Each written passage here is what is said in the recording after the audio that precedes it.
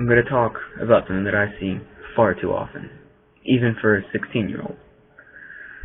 Unhappy couples. They are everywhere, and I know why I see them.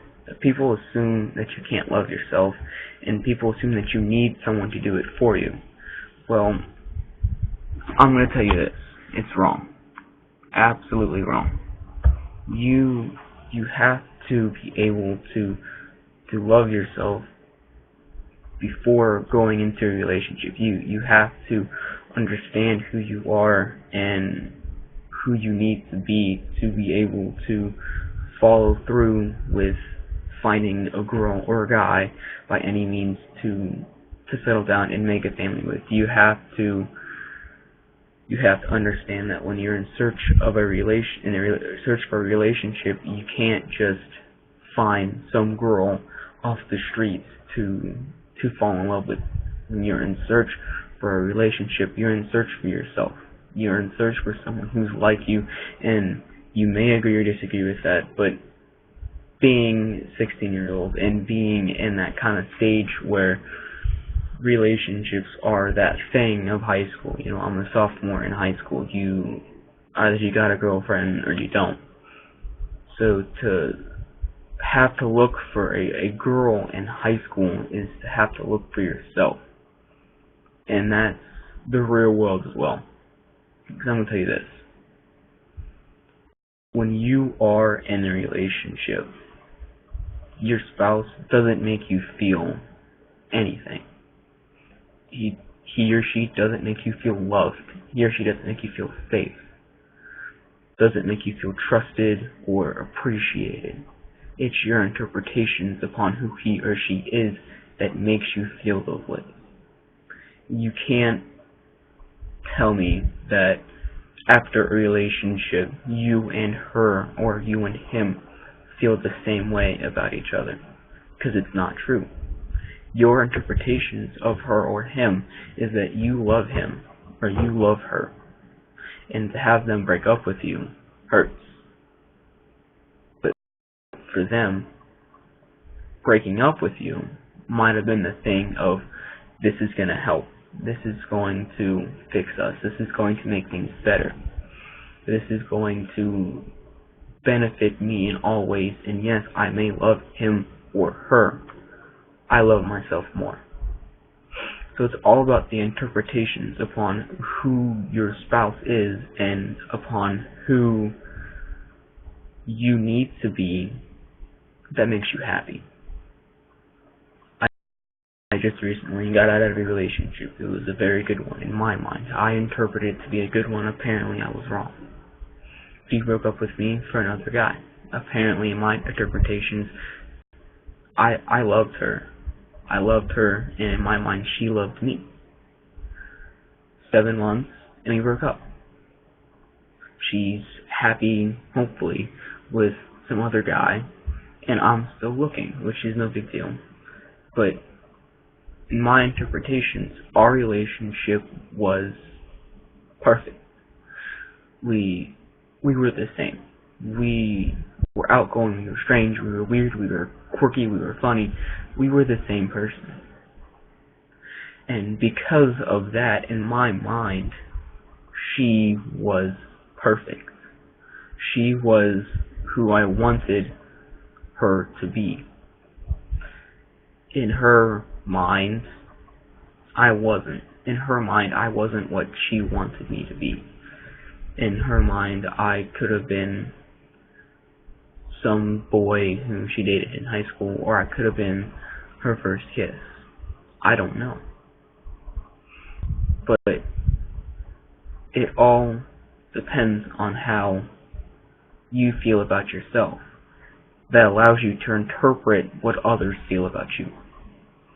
You can't simply go off of what they say to make you feel happy. I remember always asking Kenzie if she loved me.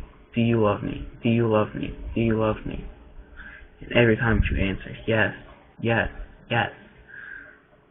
And some part of me, even if it was a small part of me didn't believe that. A small part of me thought that she didn't love me because who would love someone like me? And that was when I didn't love myself. And now I do, and now I know who I'm looking for.